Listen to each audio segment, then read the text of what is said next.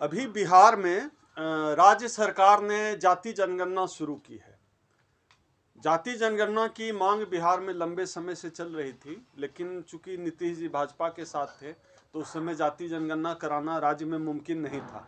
लेकिन हाल के समय में जब ये आरजेडी के साथ आ गए तो अब जाति जनगणना बिहार में हो रही है। जाति जनगणना की मांग हम सब की, खास तौर पे इस देश के एससी एसटी ओबीसी समाज की मांग बहुत पहले से हम मांग करते रहे हैं कि जाति जनगणना का प्रकाशन हो। बिहार में तो फिर से शुरू हो गया। पिछले दिनों, पिछले कुछ साल पहले देश में जाति जनगणना हो चुकी है। करोड़ों अरबों रुपए खर्च करके जाति जनगणना किया जा चुका है, बस उसका प्रकाशन नहीं किया केंद्र सरकार ने। क्यों नहीं प्रकाशन किया, इसका पीछे का जवाब स्पष्ट है, और जाति जनगणना क्यों होनी चाहिए यह भी स्पष्ट है। जाति जनगणना को लेकर अभी जो मीडिया में जो हाय तौबा मची है कि कौन जातबा, मैं एक चैनल देख रहा था उसमें हेडिंग ही लगाया हुआ है कौन जातबा, और उस पर बहस कर रहे हैं टीवी पर ये सवर्ण मीडिया वाले लोग कि जो है जातिवाद बढ़ाया जा रहा है जाति जनगणना करके, इसलिए शीर्षक ही लगा दिया कौन जातबा। बिहार में पूछा जा रहा है कौन जातबा, नीतीश जी पूछ रहे हैं, तेजस्वी जी पूछ रहे हैं कौन जातबा। तो जो ये सवाल अभी जाति जनगणना होने पर पूछ रहे हैं कौन जातबा, उस मीडिया वाले से हम पूछना चाहते हैं, उन मनुवादी मीडिया वालों से हम पूछना चाहते हैं कि जब तुम अपने बहन बेटी की शादी करते हो तो क्यों पूछते हो लड़के से कौन जातबा? क्या लड़के से शादी करने से पहले नहीं पूछते हो कौन जातबा? जितने टीवी के एंकर हैं, जितने टीवी के प्रोड्यूसर हैं, जितने टीवी चैनल के मालिक हैं, जितने मनु मीडिया वाले जो हाय तौबा मचाए हुए हैं, वो सब बताएं कि वो अपने परिवार के, जाहिर सी बात है सब सवर्ण है, वो अपने परिवार के बच्चों की शादी, लड़कियों की शादी, लड़कों की शादी किस जाति में करते हैं। और जब जातियों में शादी करते हैं तो क्या लड़के की जाति नहीं देखते, लड़की की जाति नहीं देखते? क्या वो सवाल नहीं पूछते कि कौन जात बा? तो बिना जाति देखे आप शादी नहीं करते। इस देश में जातियों के नाम पर कब्रिस्तान है, श्मशान घाट हैं। इस देश में जाति के नाम पर मुजफ्फरनगर में तो कॉलेज चलता है। इस देश में जाति के नाम पे प्रमोशन मिलता है। इस देश में जाति के नाम पर जज चुने जाते हैं। इस देश में जाति के आधार पर टीवी में एंकर चुने जाते हैं। इस देश में जाति के आधार पर हम घर, मकान, मोहल्ला किराए पर लेते और देते हैं। तमाम चीजों में, इस देश में हर चीज में जाति घुसी हुई है। तो फिर आखिर जाति जनगणना के प्रकाशन से, जाति जनगणना से के होने से आपत्ति क्यों है? इसका सीधा सा जवाब यह है कि जाति जनगणना होने का मतलब है इस देश में एससी एसटी ओबीसी की कितनी आबादी है यह पूरे देश को पता चल जाएगा। साथ ही साथ यह भी पता चल जाएगा कि अगर इस देश में एससी एसटी ओबीसी की आबादी 90 से 95% है तो क्या वो इस देश के संसाधन में अपनी आबादी के हिसाब से प्रतिनिधित्व ले रहे हैं, अपनी आबादी के हिसाब से भागीदारी ले रहे हैं? जाहिर सी बात है नहीं ले रहे हैं। इसलिए जाति जनगणना से उनको डर लग रहा है, क्योंकि जाति जनगणना का प्रकाशन हो गया तो हर जाति को पता चल जाएगी कि हम तो आबादी में इतने प्रतिशत हैं, लेकिन मेरा एक जज नहीं है, मेरा एक वाइस चांसलर नहीं है, यह पता चल जाएगा।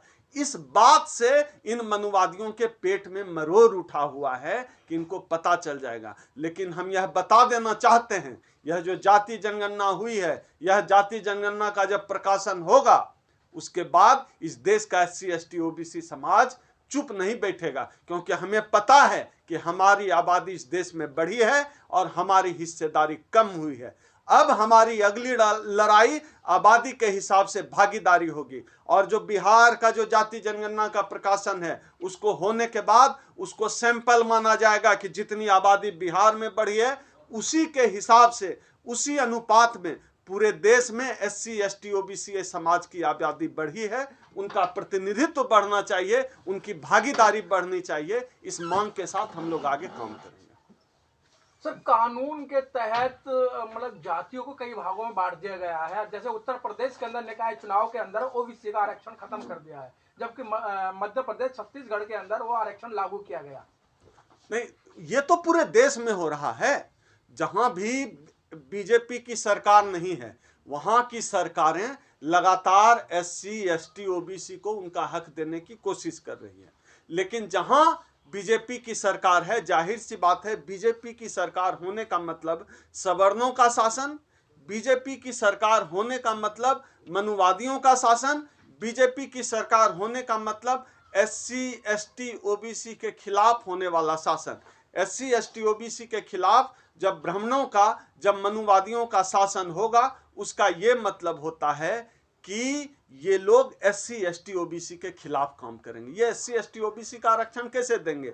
जब वाजपेयी की सरकार आई तो विनिवेश मंत्रालय आया। अब जब मोदी जी सरकार में आए हैं तो लगातार देश की संपत्तियों को बेच रहे हैं। उनका उद्देश्य स्पष्ट है कि SC ST OBC समाज की हकमारी की जाए। हकमारी करने के लिए वो तमाम साजिशें कर रहे हैं। न केवल वो सीधे आरक्षण खत्म कर रहे हैं, बल्कि आप देखेंगे वो कोर्ट का भी, न्यायालय का भी सहारा ले रहे हैं। अभी उत्तर प्रदेश में क्या हुआ कि निकाय चुनाव को लेकर इन्होंने कहा कि निकाय चुनाव में, हाई कोर्ट कहता है लखनऊ बेंच, कि निकाय चुनाव में आरक्षण नहीं होगा। मतलब आप देखिए न्यायपालिका का मनोबल कितना बढ़ा हुआ है कि वो अपने मनुवादी एजेंडे को न्यायपालिका सरकार के साथ साठ गांठ करके लागू कर रही है। उसको पता है कि इस देश में जो है अभी सरकार उनके पक्ष में है, वो SC ST OBC समाज को दोबारा जो है मनुवाद के दौर में धकेलने की तैयारी कर चुके हैं। सर, पहले बैकवर्ड के लोग जो राजनेता थे वो कहते थे अपने तलवार और चक्कू घिस लो क्योंकि ये बाद में काम में आएंगे, और आज बैकवर्ड के लोगों को जब आरक्षण जा रहा है तो चुप क्यों बैठे हैं? नहीं, ये तो जागरूकता का मामला है ना। हमारे समाज में जागरूकता तो हुई, मान्यवर कांसीराम साहब ने बड़ी जागरूकता की, जागरूकता तो हुई, लेकिन जागरूकता गलत दिशा में चली गई। गलत दिशा में ये चली गई कि जिस राजनीतिक दल को देश के SC ST OBC समाज ने सत्ता में पहुंचाया, वो राजनीतिक दल खुद ही जातिवादी हो गई। जागरण तो हुआ क्या कि एक खास जाति जो सत्ता में आने के बाद दूसरी जातियों को दरी पर बिठाने लगी, तो भाजपा जैसी पार्टियों को मौका मिल गया कि जिन जातियों को दरकिनार किया गया बहुजन आंदोलन से मिली सत्ता के बाद, वो उन जातियों को भाजपा ने मंच दिया, उन जातियों ने को भाजपा ने सम्मान देने की कोशिश की। भले ही स्टूल पर बिठाते हैं, पर कोशिश की कि मंच पर बिठा दें, उनका वोट ले लिया। तो यह जो जागरूकता है, ये राजनीतिक दिशा सही तरीके से नहीं पा सकी, इस वजह से इस तरह का भटकाव समाज का देखने को मिला। लेकिन हाल के दिनों में बहुत सारे स्तर पे परिवर्तन हुआ है, बहुत लेवल पे परिवर्तन हुआ है। अब पहले वाली बात नहीं रही कि जो है आप SC ST OBC का आरक्षण खा लेंगे, कुछ नहीं कहा जाएगा। अभी जो लखनऊ वाला मामला आया निकाय चुनाव में, कोर्ट को वापस लेना पड़ा ना SC ST एक्ट को लेकर जो कोर्ट का फैसला था वापस होना पड़ा। तो अब वो मामला नहीं है। अब समाज थोड़ा जगा है, असर भी है उसका, जागरण का, लोग आवाज उठाते हैं और सत्ता तक बस यह समाज अपनी आवाज, ऊंची आवाज करके जरा 2 अप्रैल 2018 जैसा आंदोलन करके बस सत्ता के कान तक पहुंचा दे। लेकिन सर 128 OBC सांसद भी है, वो तो कोई डिमांड नहीं कर रहे हैं जनगणना की। नहीं, क्यों करेंगे? ये जो OBC सांसद हैं 128, उन OBC सांसद को आपने इसलिए थोड़ा ही वोट दिया था कि वो आपके जाति की बात करेंगे। आप तो वोट दे रहे थे मोदी को, आप वोट दे रहे थे धारा 170 370 हटेगा। आप तो वोट इसलिए दे रहे थे उनको कि मोदी जी राम मंदिर बनवाएंगे। आप तो वोट इसलिए दे रहे थे कि मुसलमानों का चूरी टाइट किया जाएगा। तो जो वादा बीजेपी ने किया, सत्ता में आने के बाद सबको पूरा कर दिया। तो OBC समाज अगर बीजेपी के साथ खड़ा रहकर सोचेगा कि आरक्षण मिलेगा, तो आरक्षण के लिए तो उन्होंने वोट ही नहीं दिया है। उन्होंने तो मुसलमान को टाइट करने के लिए वोट दिया, राम मंदिर बनाने के लिए वोट दिया, 370 हटाने के लिए वोट दिया। तो वो तो बीजेपी अच्छे से कर ही रही है, पूरी ईमानदारी से। मुझे लगता है कि देश की सबसे ईमानदार पार्टी बीजेपी है। जिन एजेंडों पर लोगों ने उन्हें वोट दिया, उन एजेंडे को बीजेपी ने पूरी ईमानदारी से निभाया और पूरा किया है। जातीय जनगणना से जातिवाद बढ़ेगा देश में? आप लोग जातिवाद को बढ़ावा दे रहे हैं? नहीं, जाति देखकर शादी करने से जाति द्वेष नहीं बढ़ता है। जाति देखकर किराया मकान लेने से जातिवाद नहीं बढ़ता है। जाति देखकर कोई बच्चा जो है कोई मंदिर में घुस जाए पीट देते हैं तो जाति जो है भेद नहीं बढ़ता है। जाति और जाति जनगणना से जो है आप जातिवाद बढ़ रहा है, ये व्याकरण सवर्ण ही समझते हैं। RSS का लक्ष्य है जाति खत्म करना देश, सर आप लोग जातीय जनगणना करवा रहे हैं। हम लोग RSS के साथ हैं। RSS हिंदुओं का संगठन है, हम लोग भी हिंदू हैं, हम लोग पूरी तरह आरएसएस के साथ हैं। बस आरएसएस का 100 साल पूरा हो रहा है, अपना चीफ किसी दलित को बना दे, हम लोग आरएसएस के साथ हैं। बस हम लोग भी अपने को हिंदू मान लें, आरएसएस ब्राह्मण और दलित, ये जो खटीक, पासवान, चमार, मुसहर, मेहतर, इन जातियों के साथ ब्राह्मण और राजपूत की शादी करा दे, आरएसएस सामूहिक रूप से कराने लगे, तो हम लोग भी आरएसएस के देश को साथ हैं। बांट रहे हैं आप लोग। नहीं, आप ये बताइए कि अगर आरएसएस का चीफ कोई दलित बने, यह बोलना देश बांटना कैसे हो गया? संवैधानिक बात मैं कर रहा हूं। पूछ रहे हो ना आप किसी लोग। मैं पूछ नहीं रहा हूं, कोई खटीक और कोई ब्राह्मण शादी कर ले तो फिर देश बांटना कैसे हो गया?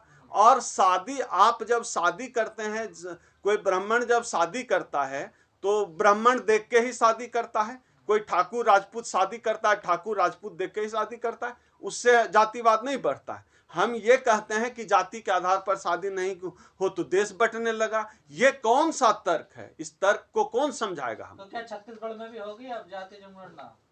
अब ये तो वहाँ की राज्य सरकारें बताएं। SC ST OBC समाज को दबाव बनाना चाहिए कि पूरे देश में हो और राष्ट्रीय स्तर पे जो जनगणना हो चुकी है उसका प्रकाशन हो। डॉक्टर साहब, प्रवीण तोगड़े ने बोला है कि जितने भी संवैधानिक पद हैं सभी पे हिंदुओं को नियुक्त किया जाना चाहिए, मुस्लिमों को नहीं किया जाना चाहिए। नहीं, तो उसमें प्रवीण तोगड़िया ने कहने में ही देर कर दिया। कौन सा पद पे अभी मुसलमान नियुक्त है? देश का प्रधानमंत्री, राष्ट्रपति, राज्यपाल, एक भी मिनिस्टर मुसलमान नहीं है, जज मुसलमान नहीं है, CBI का चीफ नहीं, ID का चीफ नहीं, RBI का गवर्नर नहीं, कोई राज्यपाल, कहाँ है मुसलमान? तो प्रवीण तोगड़िया बोलने में देर कर रहा है। मोदी जी कब का हिंदू राष्ट्र भारत को बना चुके हैं। लेकिन मोदी जी खुद कह चुके ये अलग बात है कि सब जगह हिंदू है, प्रधानमंत्री, राष्ट्रपति, जज, एंकर सब हिंदू है, बावजूद इसके जो है हिंदू खतरे में है। मोदी जी के लिए चिंता की बात है। लेकिन मोदी जी कह चुके हैं कि मैं तो खुद OBC हूँ, पिछड़ी जाति से आता हूँ। ये तो मैं कई बार कहता हूं अपने इंटरव्यू में लगातार कि हमें अपनी जाति का नेता नहीं चाहिए, हमें अपनी जाति की बात करने वाला नेता चाहिए। OBC समाज को OBC नेता नहीं चाहिए, OBC समाज की बात करने वाला नेता चाहिए, OBC समाज का आरक्षण बचाने वाला नेता चाहिए, OBC समाज की हकमारी रोकने वाला नेता चाहिए, OBC समाज के जाति कास्ट सर्टिफिकेट वाला नेता हमको नहीं चाहिए। कास्ट की बात करने वाला नेता चाहिए, जमात वाला नेता चाहिए। तो केशव प्रसाद मौर्य कर रहे हैं इस काम को। केशव प्रसाद मौर्य लगातार जो है देश के OBC समाज का जो है नाक नीचा करने का काम कर रहे हैं। उस बेशर्म को शर्म भी नहीं आती, स्टूल पे जाके बैठ जाता है, और जब OBC की हकमारी हो रही है तो चुप बैठा हुआ है, नकली नकली बयान देता है, नकली नकली बात करता है। उस बेशर्म आदमी को चुल्लू भर पानी में डूब जाना चाहिए। लेकिन निकाय चुनाव में अगर आरक्षण खत्म हुआ तो उन्होंने मुकाबला करा, देखिए। हाँ, तो मुंह के, ये तो मोदी जी के लोग हैं ना, ये तो डटकर मुंह के शेर हैं, ये तो डटकर लड़ेंगे ही, मुंह के शेर। मोदी जी भी कहते थे किसी दलित के साथ कुछ हुआ तो फुट फुट कर रोने लगे, मुझे फांसी पे लटका देना, चौराहे पे लटका देना। पता नहीं नौटंकी करने में ये जो है, मुझे अगर सच में ये आदमी पढ़ा लिखा होता, मुझे लगता है कि ये आदमी NSD में टॉपर होता, नेशनल स्कूल ऑफ ड्रामा में, और एक्टिंग में इनकी टक्कर अमिताभ बच्चन से ही होती मोदी जी की। इतने खतरनाक झूठे एक्टर हैं।